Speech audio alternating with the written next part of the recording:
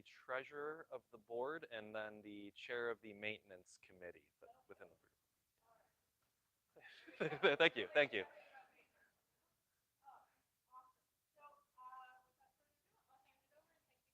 Thank you very much. Well, thank you, everybody. So it's usually during those introductions that I realize I've got way too many hats. I'm also the chair of the Historic District Commission, and there's a number of projects that I'm involved with around town. But this one in particular is one that I'm still a bit shocked that I have a chance to have a hand in this, because when I got going with these kind of preservation projects and looking around town to figure out what we have left, this has always, to me, been the holy grail of Saginaw. This is one of the buildings that every time I drive by, it's just jaw-dropping, even in, a blighted state, as some would say. It is just an unbelievable building. So I got going with the preservation things with the house around here that they called, for a long time they called it the Cat Lady House. And we learned a lot from that house in terms of ways that we can utilize the community. And I think that this group, which really predates me, I was not even a thought in my parents' mind when this group formed. So it really is amazing that the kinds of things that this group was able to get done when they did, and then the kinds of things that I'm excited to be able to bring to the table with this as well. It's a generational thing, and I really have to begin this by saying that we stand on the shoulders of giants with this project. This is a miracle that this building is even standing right now. And that is truly a testament to to the original founders of this group. And we will get into that in a little bit here, but I would like to say first that there are many people who know this building and its history comprehensively. I'm here to give you guys a bit of a crash course, because there is so much to go into here. But before we really jump into the history of the building, you kind of have to talk about the history of transportation in Saginaw. And the question that I wanted to ask to the group is, does anyone know why they chose, where they chose to put the city of Saginaw?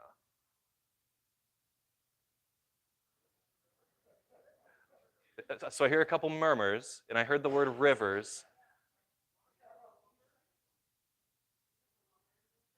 Sort of, actually, because it was originally built as a fort. And the brilliance of this location is that there are major rivers that all converge into one place. So really, the first way that you could get to Saginaw was by river. And there was a trail called the Trail of Saginaw that went from Flint all the way up. And there's a long history of changes in transportation, but really we start here, and this river is going to be a very, very important piece of our history because of the logging industry that would then explode. So if you think about the region here of all of this area, you're able to get all of those logs in that region thrown into a river, and they're going to end up in Saginaw somehow. And so Saginaw became the lumber capital of the world, and it really just exploded in population over time. So when they really got going on the development of the city, they built a plank road from Flint to Saginaw, and that plank road was highly criticized, and I believe they said you may as well build a road to the moon, because this place was so remote, so far north, that there was no real way to get to it. So they built a plank road, and then suddenly it's more accessible. And then come around the 1880s, there's a guy who is going to be pretty important in this story. And I always get his first and last name mixed up. But Bradford Gilbert is the architect who built this beautiful building in Chicago. He built a lot of the railroad stations throughout the Midwest, I would say. And he was out of New York, and he was hired to build a train station here. And so he comes up with this beautiful thing. And whenever I talk about Victorian architecture, or even think about it, I'm always baffled by the fact that nothing is too mundane or small to be beautiful in some way. So train stations, I mean, this is what they had in Chicago. I don't know if you've ever been to Union Station in Chicago these days. It's abysmal. It's very depressing. It's very small. But this building is just phenomenal. And one of the things that's important about this area too is this is a landing point for the entire city. So anyone who's coming to Saginaw at this point is probably coming through this train station. And one of the things that they did was they built up this entire area here too. So you had a whole district of these beautiful buildings that really we've lost about 95% of these too. So the train station is one of the last of the buildings there. But this is at a time when we had two cities. So when you look at the track side of the station, there's a big old stone sign that says East Saginaw. And that is because this was made when the city was East Saginaw. So this is one of the artifacts of its time that I absolutely love. But over time, things change in transportation. We go from rivers to plank roads to railways to highways. And we had this whole craze where we loved highways, everything highways in the 50s. And so we built one straight through our downtown area. And that whole highway network really began the demise of the railway system. So it ran through the 50s, I believe, or like in the mid 1960s, they had discontinued the rail lines, and then there were some offices there through the 80s as well. So this beautiful train station that, I mean, I've heard stories about people who they watched their dad go away to World War II at this train station. There are people who are involved with the station whose grandparents worked here. There's just a very, very, very long history that this place has of people coming and going, and unfortunately the latter half of the 20th century was a lot of going. So in the 80s, there was a group that formed because this train station is just a gem that needed to be preserved. And I am forever grateful for the people who stood up to do so, because this train station was on the demo list for quite some time. It was no secret that it was going to be gone, but then it was purchased off of the railroad company in about, what year was that, 1980? 89, I believe? 88, 89? 88, okay. So almost 100 years after the construction of the station, you've got people fighting for it. And then tragedy strikes in the 90s.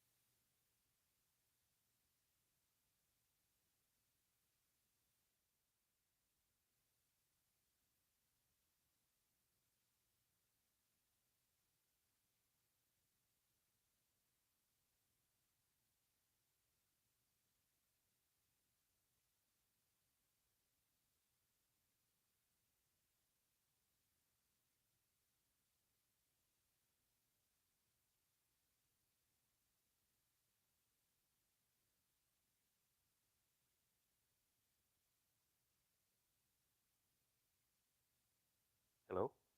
I was waving my arms too hard. Okay, so um, were you to look at this and just cover up the roof, this building still looks pretty nice, actually. So despite it being ravaged by fire, there was a lot that remained, but on the inside, the damage is pretty extensive. And walking around a building like this after this, I genuinely cannot imagine. Uh, Most people would walk away from this and say, "Oh, that's it. It's over now." And I, I mean, genuinely, my hat goes off to the fact that you take preservationists and put them in a place like this, and they see the beauty of what is left here. You have a Corinthian column right here, this beautiful column right here, surrounded by debris. And that's really something that if you're a preservationist in Saginaw, you got to get used to. You got to really start looking for the details within the rubble to figure out what exactly is left and what we can work with. And they got to work on this. They shoveled for days. They filled countless dumpsters. And the amount of work that goes into this, again, I wish I could have helped, but I was learning my ABCs. So it is an excuse. but the amount of work that goes into this, and I keep saying it, but it's incredible because I've cleaned out a house that was about 3,500 square feet. Uh, this train station is about 5 times that. And the extent, I mean, we had water damage and things like this, but this is catastrophic fire damage that they were able to work through. And so, you know, we've got some pretty massive skylights in this building, and they got to work cleaning out the hallways, getting everything squared away, so you can actually see what's going on here. Oh, I put that picture in twice. And so this is another picture that was in this group that I love. This, if this was in a museum, I would call it the spirit of the preservationist. Because you've got debris, charred ash, you're in front of a building that is dangerous, and you're cooking hot dogs. That, that, that's pretty much all I have to say about that. I just loved this photo. It just put a big old smile on my face. And then through HUD, there was a where they were able to put a roof on the station. And this is the single most important thing that can be done for any building. Water is the enemy, always. But the fact that this was able to be put on, and also to rally the kind of support that's required, especially from Washington, D.C., to say, hey, this train station is important, it matters. In 96, I believe, it was listed on the National Register of Historic Places.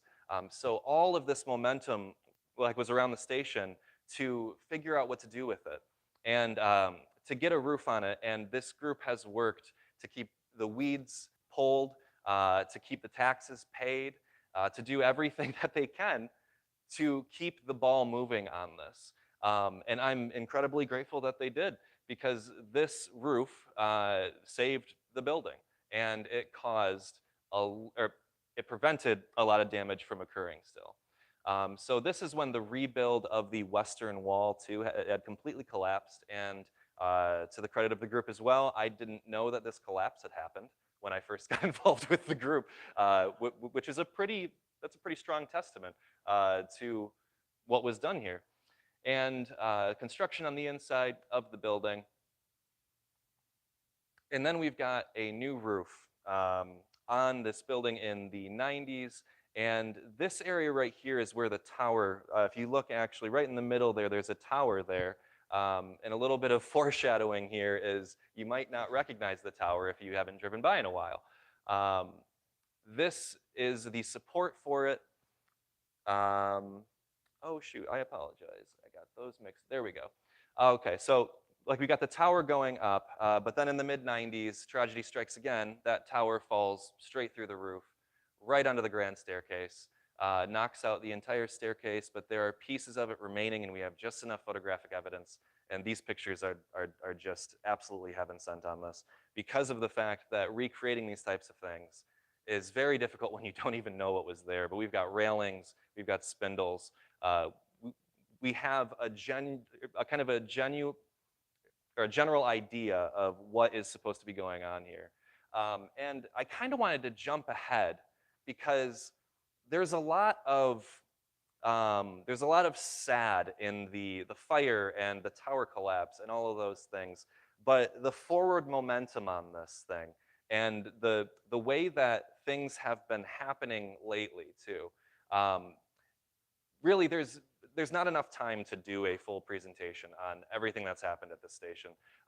So I wanted to kind of jump into a little bit of where I kind of joined the group as well, because these pictures are actually from a cleanup that we had done not long ago. It was that the energy of this is multi-generational at this point, because I was not alive when this group started, and then I was coordinating volunteers of high schoolers from Michigan Lutheran Seminary. They have multiple football teams, and they are they're a dorm school, so they're on campus a lot of the time. So the coaches were trying to figure out how to keep the kids' hands busy, and they had reached out and said, "Is there anything we can do to help?" And there was a giant pile of debris, and so we said, "Yeah, sure, you can come move this pile of debris for us." And they started an assembly line.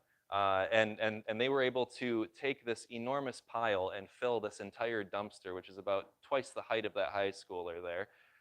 So this mountain here that we were trying to figure out what to do with, uh, it essentially vanished. I did not put the photo of the after here, but this whole pile was able to be tackled in about 2 hours. And I think that the reason I wanted to bring this up is because of how we can utilize things that we have to make things happen. Because the large dumpster that you saw, that was donated by the Rotary Club. And so when we put out the call to say, hey, here's what we're trying to accomplish, the way that high schoolers can show up, the way that the clubs can participate, the one thing I've learned in this community is that if you ask, they will deliver in some capacity, whether or not it's, hey, I can help out with this, I can cook something, I can bring this, I can drop off a tool. We're able to get things done here. And so what this leads to really right now is what we're looking towards. And right now, one of the more promising things that's happening is there's interest through STARS to make this their headquarters. And one of the things that's very exciting about that is there's this conundrum with private developments where it costs tens of millions of dollars to do projects like this. And a lot of people look at it and they say, where's the return on investment? With a government entity like this, they can get grants from the federal government that doesn't necessarily cause anyone to blink in certain ways. I don't know if you've ever looked at a bill, but there's millions of dollars in congressional spending that goes out all over the place. And so they've been putting together a feasibility study. And with that feasibility study, the thing that we've been able to learn by working with the engineers at Spicer, they've been incredibly helpful. They've been an open book to us too, because while they're trying to figure this out, we're learning as well as an organization what we can do to keep the ball moving on this. And they're looking at a project that's gonna be a multi-year project. So the question then turns into, how do we make sure this building is there in a couple of years? Because we have some holes in the roof, we've got some things that need immediate attention, but the biggest problem with these types of projects is that the problem you're trying to solve usually outweighs the amount of money that you have. And so what ends up happening too is you say, well, let's put a roof on it. And then the immediate question you get after that is, well, yeah, well, then what? You know, what's gonna happen after that? And my answer to that is, well, the building stays. And we just recently declared this a historic district locally too in the last year. So we've really stated as a community, this building matters, this building's not going anywhere. And so we need to be able to do the next most important thing in order to keep the ball moving, so someone like STARS can come in, or we can just keep the ball moving if that falls through. Because the thing that I have loved about this group, and because I've been involved for a couple years and just on the board for the last year, but when I look back and learn more about the organization's history, the thing that is constantly present throughout the entire history is that there's a determination to make it work. And there's a determination to save this particular building. And when you have that kind of attitude of, well, why this building is usually the question. And this is one that you can just look at. I tried saving the Beans Tower when that was threatened for demolition, and most people were like, it's an ugly building, who really cares? So that was kind of a tough fight. This one is inherent. There are so many people who love this place that we are able to, over 30 years, figure out what's next, and then what's next, and then what's next. And so what we've learned from this study, from what they're doing with this right now, is that there's not a single support structure in this entire building that's out of level. It has been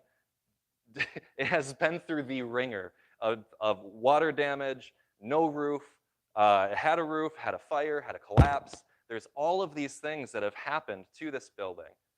And you still have these support beams that are about this big running through, and it's a single tree running all the way through. And that is just remarkable. And to me, the other thing that I've always been very excited about with these types of projects is how you can take the shell and modernize that. All the complaints that people have about old buildings of the plumbing is bad, or, oh, knob and tube wiring, or, oh, the asbestos, or whatever it is that people have to complain about. When you have a shell like this, you can start from square one. The plumbing is brand new, the electrical can be modern, all of these things within the aesthetic of this old building. And so really, I just kind of wanted to crash course over about 30 years to bring it to more of kind of an open discussion too, because there's so much to this. And when it comes to the history, we've got people here who know a lot about the history. We've got like the current, or a couple of the current board members as well. So really, though this is kind of a brief overview, I kind of wanted to open it up quickly to the floor to see if there were any questions or conversation points or anything like that that we wanted to jump into. Mhm. That is a fun question. Um, not, it was never fully determined, but pretty sure arson. And yeah, that's about the extent of it. Yeah. Yeah. So actually, that's a funny question too. There is a crawl space. It's about this deep. And so one of the first days that I had gotten keys to, I was curious about, what's the foundation looking like? And that's always an important question. The foundation of this building is actually very, very solid, but I had to find that out by squatting for about a half hour straight, walking the entire, 125 feet length to get to the other side while Kevin here was yelling to tell me where I was in the building.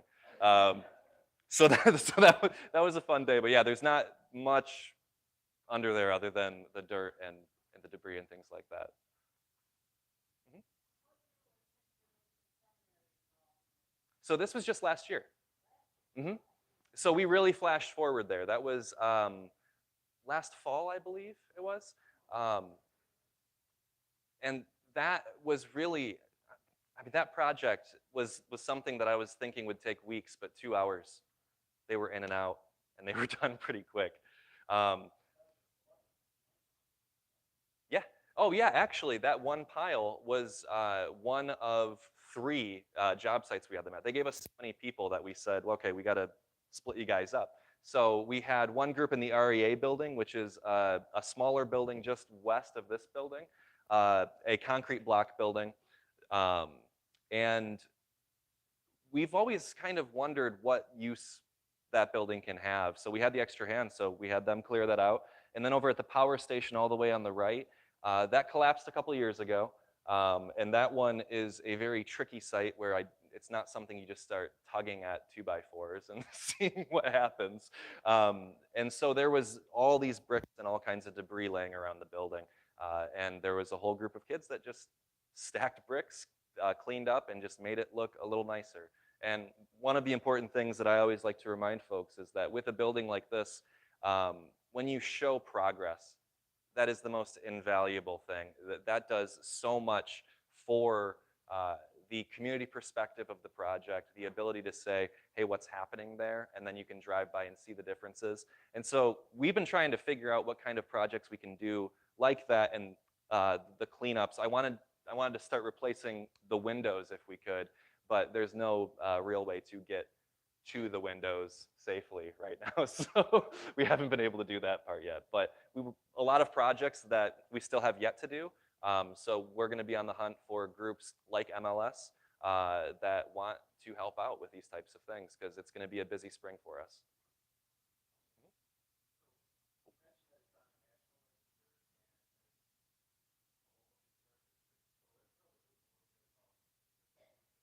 Absolutely. Yeah. So there is a common misconception about when a building is listed on the National Register. People think that that is a level of protection, and if anything, it's a level of recognition that says that this is an important structure. Local historic districts give us the authority to really control what happens with that building. So if you come in and say, I want to tear it down, you got to come to us first, and the odds are we're going to tell you no. But what that allows is that one extra step where we can pause and think about what we're doing before we do it. Because what the HDC is really tasked with is making sure that the historic integrity is preserved. So when you go to make alterations to a building, are you removing the details that make that building special? And a lot of people think that we're, trying to tell people what to do and what not to do, but really it's about the significance of the building and preserving it for future generations. So we can see it in its full glory as opposed to these buildings that the 1950s did terrible things to. That they just redesigned all of these facades and things like that.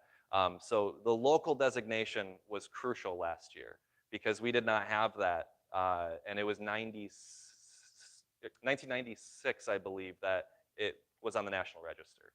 So there's a whole 25 or so year gap there. But now that it's on the local historic district, that is going to make a massive difference, not just for the future of the stability of the building, but also for the grants and like the kinds of opportunities that that's going to open us up to. So that is an extremely important, yeah.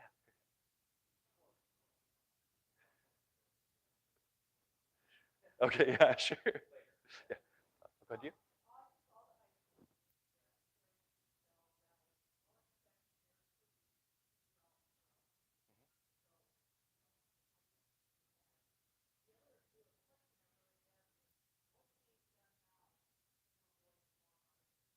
Mm. Oh, that's a great question. So we keep a regular eye on this building. The security of the building, um, unfortunately, people love to try to see inside this place. Luckily, there's only been arson once. So when it comes to protecting it from what else can happen, that really comes down to keeping the building secure and like locked up tight, and also keeping a regular eye on it. On Pinterest, I believe there was a or a post that it was abandoned, and then we always end up in this conversation about the difference between vacant and abandoned. And so when you have a vacant building, someone's watching it. When you have abandoned building, no one's watching it. And people love to break into abandoned buildings. Vacant buildings are a lot harder, and you can get prosecuted for that. So it's really a matter of making sure that we have everything locked up tight. Because, I mean, at the end of the day, these types of things, just if someone is determined enough,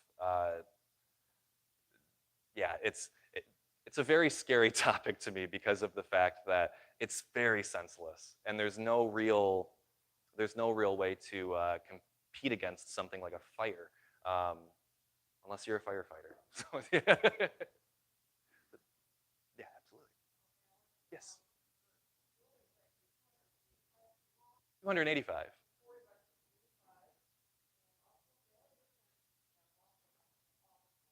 Fantastic. Yeah, yeah. Some more help on the way. Yeah.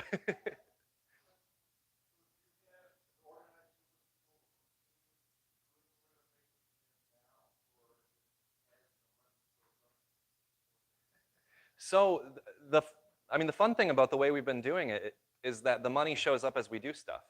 The more that we are uh, working at this, the more that we are really demonstrating that the ball is moving on it, we are able to get the funding and the support and those types of things to cover the costs that we have. Because a lot of what we need to do here right now is engineering work.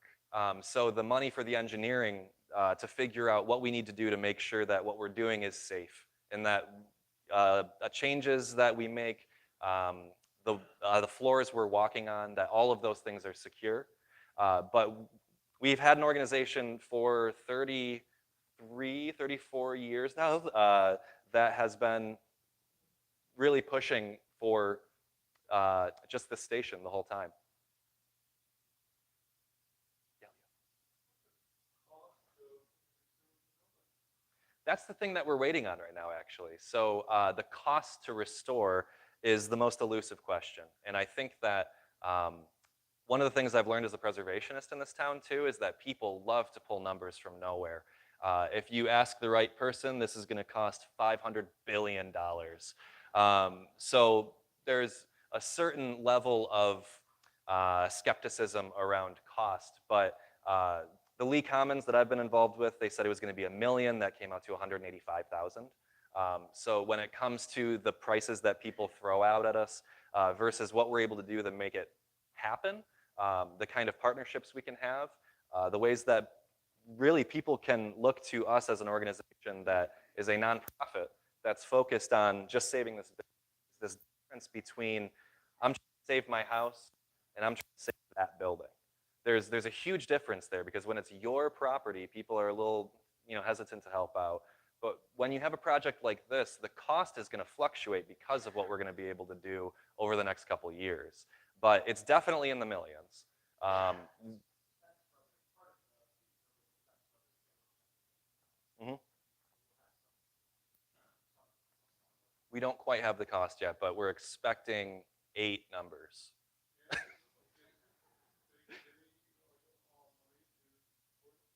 What's that?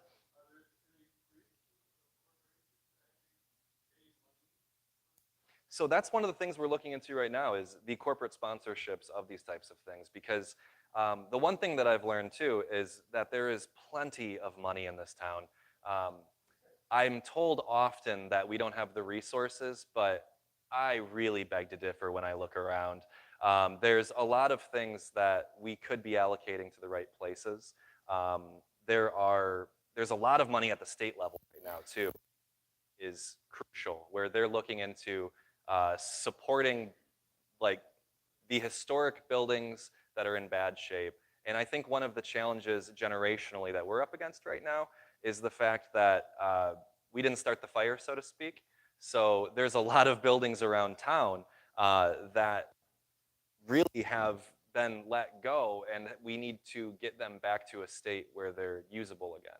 In places like Bay City, you don't have to worry about things like the floors don't exist. Like you can just walk into a building and walk around and not worry too much. It's not the case in Saginaw. I think the amount of money we spend on tearing buildings down is plenty of money to restore something like this.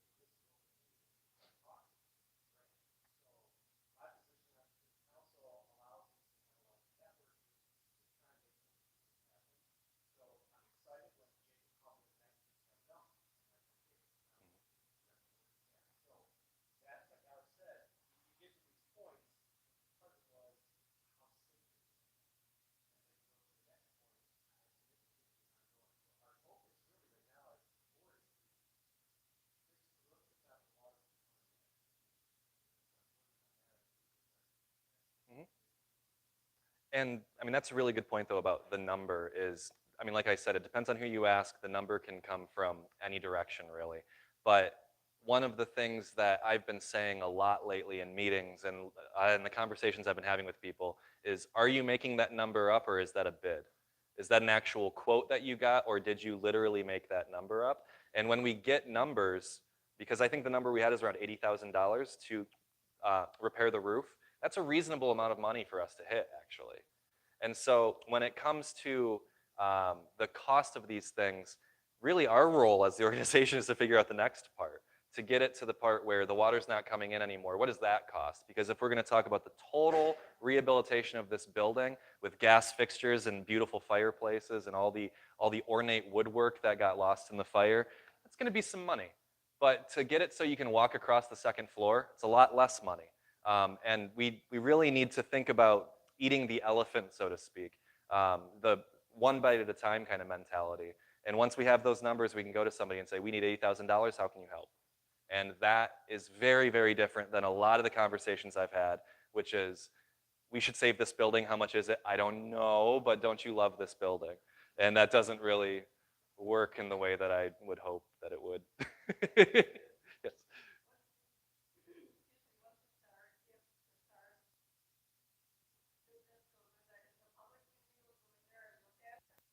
have, well, because it would be a transfer station. So it would essentially be a bus station with all of their administration offices and everything upstairs too. So I know that there is a public component to it. Um, we've talked about having a railway history museum in there as well. We've also talked about like a venue space of some kind. So there's a lot of ideas floating around, but making this kind of building interactive to the community, I think, is a super important piece of it. Hmm. Hmm. Yeah, absolutely. No, no worries. Yes, sir.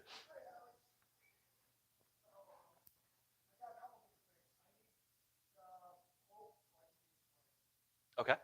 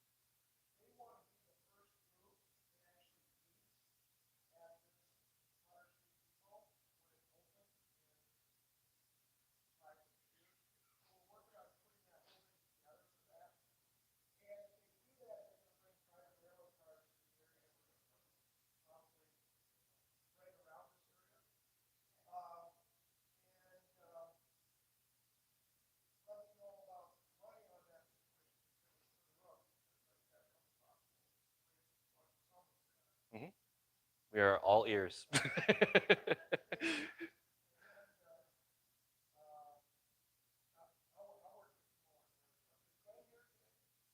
I don't believe so. I don't see them. Yeah.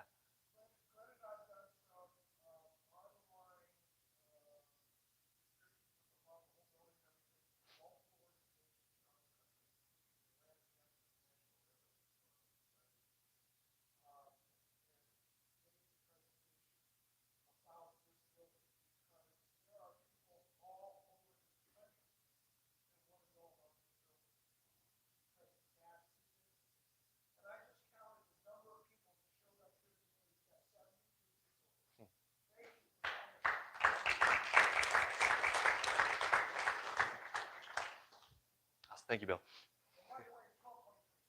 Okay. Yes, sir.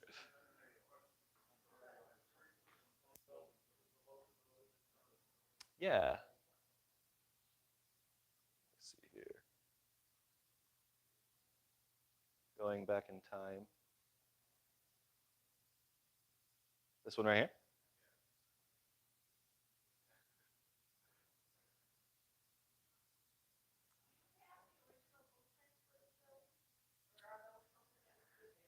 That's something that's kind of been a great miss. Like the original blueprints. Would love to have them. Mhm. Oh, absolutely. The whole building is covered in wood from the region. And I mean, this was the testament to the lumber capital. I mean, this was about a year or two before the peak of the lumbering era when we began to run out of trees, really. So this was really the testament to that. Mhm.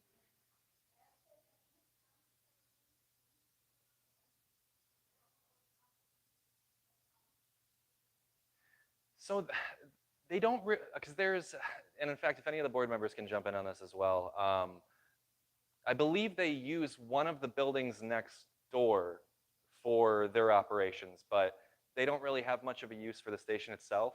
And I mean, a dream of mine is to see rail come back to Saginaw. I live on Warren right here, so if I could take a Warren bus to Potter Street and then jump on a train and go to Detroit for the weekend, I'd do that all the time. But yeah, I'm not sure what the interest is, but it's a huge infrastructure conversation. We have the massive misfortune of being a car-centered state. So when you start talking trains, there's some pretty powerful forces at play that aren't too thrilled about it. Mhm.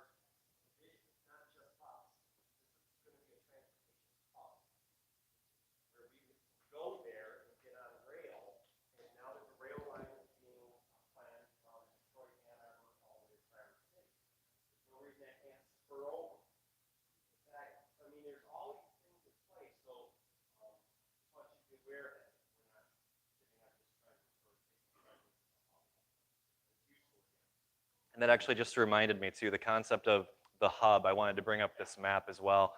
You can really see the significance of Saginaw from this map alone because it's like all roads lead to Saginaw almost, because where we were geographically was so important. And we've kind of lost that over the years where it's kind of like the world is flat now. But with this kind of view of Saginaw and what it was, I think this is an important context to bring to the table with these types of conversations because one of the conversations I had with a county commissioner once was about the idea that the thing that we never really capitalize on is that we're the last urban stop before you're up north. So as you're heading northbound, you hit Saginaw, and then there's not much until you hit the northern part of the state. And so if we can really figure out how to become that hub again, I mean, you had to go through Saginaw to get to Bay City. So those types of things were, it would be a very, very good move, I think, but that's my own personal thing. Mhm. Oh yeah, yeah, they go rumbling by all the time, and it can interrupt our meetings sometimes. Is what- it's all cargo though, right? It's yeah, yeah, it's only cargo. Hmm. Yes, sir. Mhm.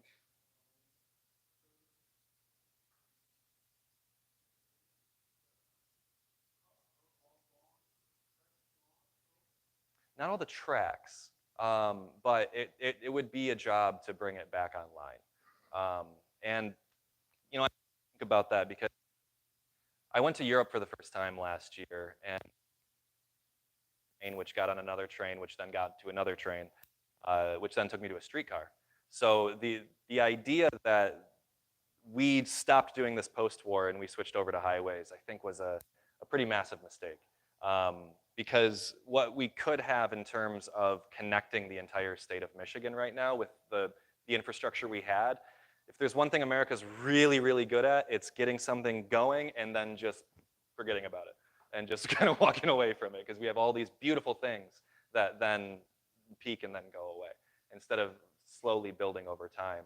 as a lot of the older countries in the world have done. Any other questions? Yes, Tom?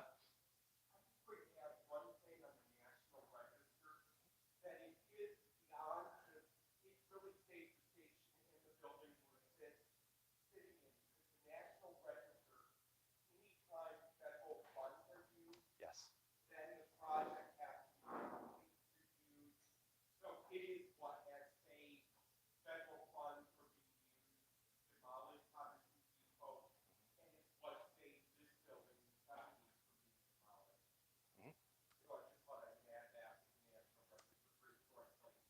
A very, very good point, because if you can't get them by the heartstrings, you get them by the purse strings.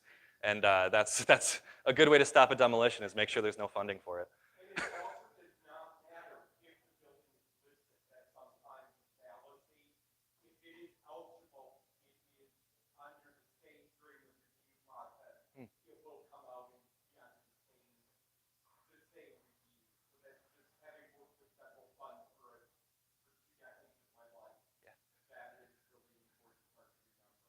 Absolutely, and that's why I wanted to open up the conversation here too, because there are a lot of very wise minds in this room right now who have a lot of experience with not just the station, but with these types of things as well. Oh yeah. Yes.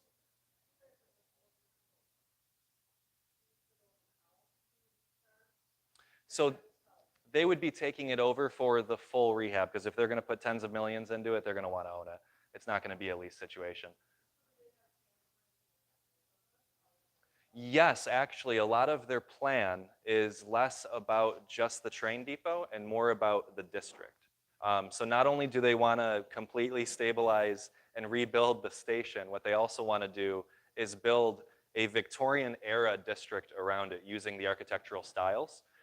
So they know that when they do this, you now have people who are waiting for a bus. You now have people who might be coming in from a train in the future too. And they can't just be on an island. They've got to have some kind of services around it. And the economic development piece of that, especially in this area that has essentially been cut off completely and not invested into for a long, long time. In fact, until recently, there was a policy that anything in this neighborhood got torn down. So there is change that's happening here, and the economic development piece is going to be a huge, huge piece of that.